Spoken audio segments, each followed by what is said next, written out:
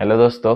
आज मैं 10th SSC maths similarity पे सेकेंड वीडियो लेकर आया हूँ। तो आज मैं इसमें आपको बताऊंगा कि बीपीटी क्या होता है, मतलब बेसिक प्रोपोर्शनैलिटी थ्योरम। ठीक है, तो टॉपिक का नाम है basic proportionality basic proportionality theorem. ठीक है, बेसिक प्रोपोर्शनैलिटी थ्योरम।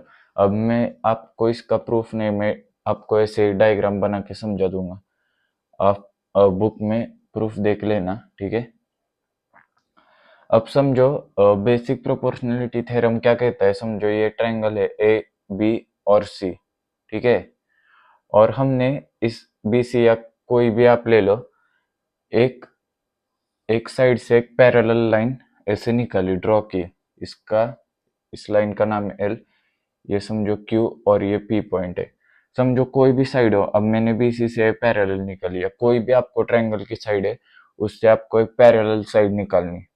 आपने निकाली, तो अब अगर आपने निकाली ये पैरेलल साइड, कोई भी एक साइड, और वो ट्रायंगल के दो दो साइड को इंटरसेक्ट करे, मतलब ए बी को पी पर इंटरसेक्ट करा और ए सी को क्यू पर इंटरसेक्ट करा। ठीक है, तो बेसिक प्रोपोर्शनैलिटी थ्योरम कहता है कि अगर एक लाइन एक ट्रायंगल के साइड से पैरेलल है और वो ट्रायंगल के दो साइड से इंटरसेक्ट कर रही, तो वो दोनों साइड को सेम प्रोपोर्शन में डिवाइड कर देती है। मतलब A P upon P B is equal to A Q upon Q C, ये सेम प्रोपोर्शन में डिवाइड कर देती है। ठीक है, ये आपको याद रखना है कि बेसिक प्रोपोर्शनैलिटी थ्योरम मतलब बीपीटी क्या कहता है कि अगर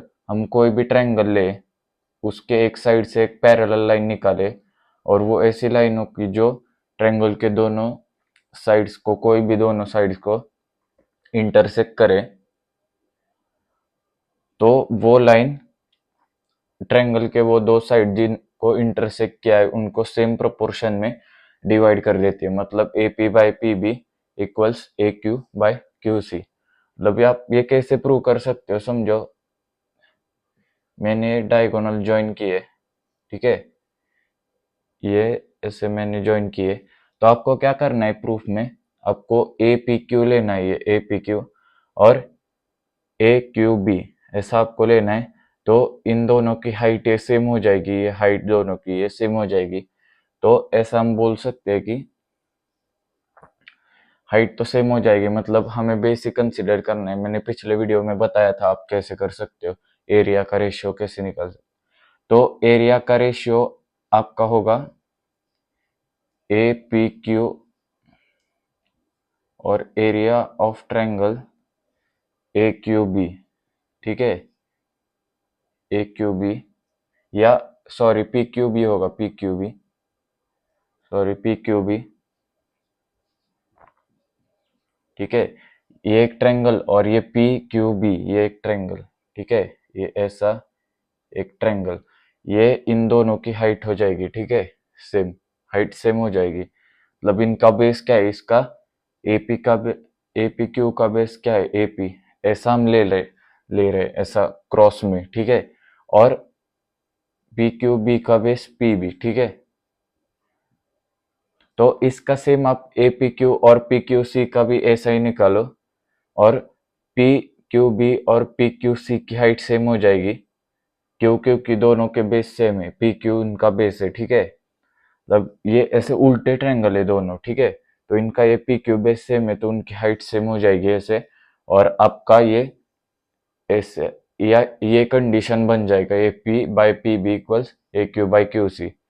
सेम ही है, बस आपको पहले मैंने इनका निकाला, फिर आपको ए पी क्यू और पी क्यू सी का निकालना है, और पी क्यू बी उसके बाद, और पी क्यू सी का हाइट इक्वल हो जाएगा क्योंकि बेस सेम है, और हाइट भी इक्वल हो जाएगा। ठीक है, तो आपका ये आएगा, उसके बाद प्रूफ आपका ये आएगा। ठीक है, प्रूफ करने के बाद ठीक है। अब इसका कन्वर्स क्या होगा,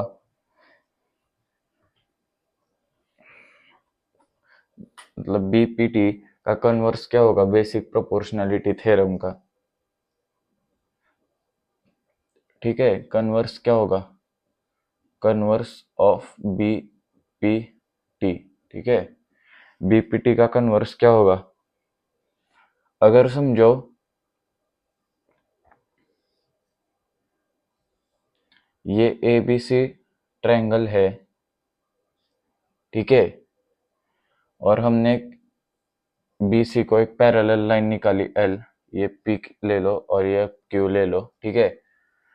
तो कन्वर्स ऑफ बीपीटी क्या होगा कि अगर कोई भी लाइन ट्रायंगल के दो साइड को इंटरसेक्ट करती है और वो लाइन दो उन साइड्स को इंटरसेक्ट किए हुए साइड्स को सेम प्रोपोर्शन में डिवाइड कर देती है, मतलब अगर एक लाइन इंटरसेक्ट करके ऐसा कंडीशन बन रहा है A Q by Q B equals A P upon P C, तो हम बोल सकते हैं कि वो लाइन इस ट्रायंगल के इस साइड से एक साइड से पैरेलल है। तो यही कन्वर्स मतलब उल्टा, ठीक है। मैंने क्या बोला, कन्वर्स क्या आएगा, अगर कोई भी लाइन ट्रायंगल के कोई भी दो साइड को इंटरसेक्ट कर रही और वो उनको सेम प्रोपोर्शन में डिवाइड कर रही, तो वो एक साइड से पैरेलल होगी, मतलब वो लाइन पैरेलल होगी ट्रायंगल के साइड से, ठीक है। पहले क्या था, अगर कोई पैरेलल लाइन इंटरसेक्ट करती है दो लाइंस को, तो वो सेम प्रोपोर्शन में डिवाइड कर देती है, और उसका उल्टा कि वो पैरेलल हो जाती है कन्वर्स में, ठीक है, ऐसा। तो अब मैं कुछ क्वेश्चन लेता हूँ, आज बस बीपीटी लेना था इसलिए इस वीडियो में, ठीक है। अब क्वेश्चंस लेता हूँ मैं। समझो ये एक एक्स वाई जेड ट्रायंगल है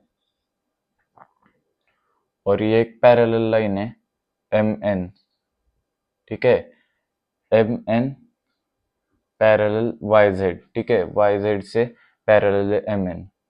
हमको दिया है X M is equal to 5, unit नहीं दिया है कुछ, एम बाय हमको दिया है 12, ठीक है, एक्स एन हमको नहीं दिया, हमको निकालना है, और एम जेड हमको दिया है 7, ठीक है। अब आपको एक्स एन निकालना है।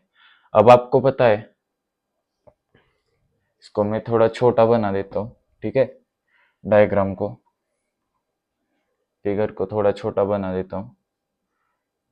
ये एक्स है, ये वाई, ये जेड, पैरेलल लाइन, और ये एम, ये एन, ठीक है, एक्स एम, हाँ, ठीक है। अब हम कह सकते हैं कि X M upon M Y equals X N upon N Z, ठीक है। क्यों, हमें पता है बीपीटी बाय बीपीटी। अब पूरा लिखना इधर जगह नहीं है इसलिए मैंने नहीं लिखा, ठीक है। एम वाई इक्वल्स मैंने 12 दिया था, एक्स एन हमें निकालना था, और एन जेड मैंने 7, ठीक है, ठीक है, ऐसा मैंने दिया था। आप कह सकते हो बाय बीपीटी, मैं इधर पूरा नहीं लिख रहा, स्पेस कम में, तो बाय बीपीटी आप पूरा लिखना, नहीं तो मार्क्स कट सकते हैं, ठीक है, बाय बेसिक प्रोपोर्शनैलिटी थ्योरम। तो एक्स एम क्या दिया है 5, एम वाई क्या दिया है 12 is equal to X N क्या निकालना है हमें, एक्स एन, और एन जेड क्या दिया है 7। अब निकालो क्रॉस मल्टीप्लाई करके, तो ये क्या हो जाएगा, 7 × 5 is equal to 12 × X N, ठीक है। अब 35 इक्वल्स 12 × एक्स एन, ठीक है। तो यहाँ से एक्स एन क्या हो जाएगा, therefore X N is equal to 35 और ये 12 नीचे चले जाएगा तो ये आएगा 2.9 बचेगा, नहीं 11 बचेगा, मतलब 2.9 कुछ तो आएगा, ठीक है 2.9 ये हमारा एक्शन आएगा, ठीक है। सही किया है, कुछ गड़बड़ तो नहीं, ठीक है। आपका जो एक्शन आएगा वो 2.9 समथिंग कुछ आएगा, ठीक है। तो इस तरह आप बीपीटी के सवाल सॉल्व कर सकते हो, ठीक है।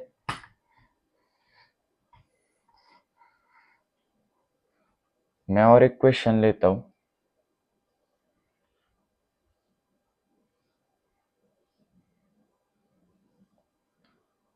ये एक ट्रेपेजियम है, थोड़ा अच्छे से बनाता हूं।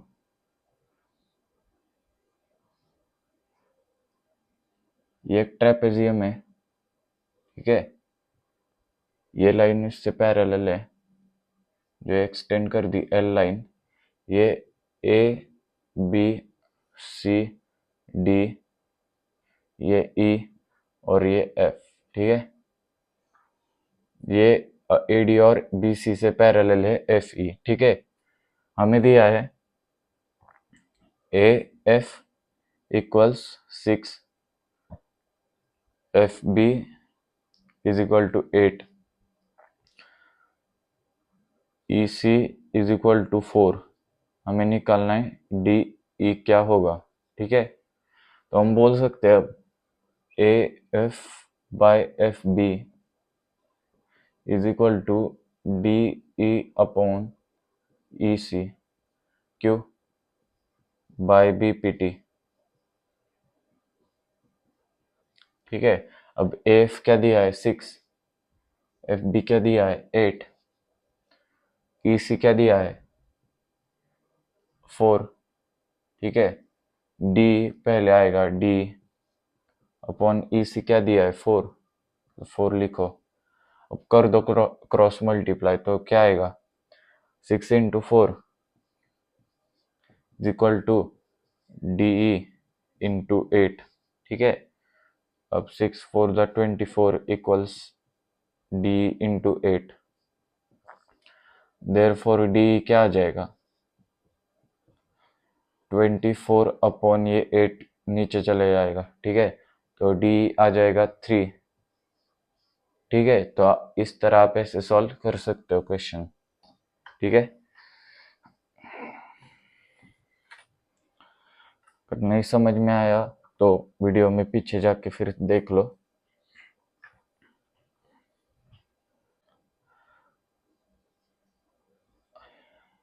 तो आपके लिए एक क्वेश्चन देता हूँ, ये लो।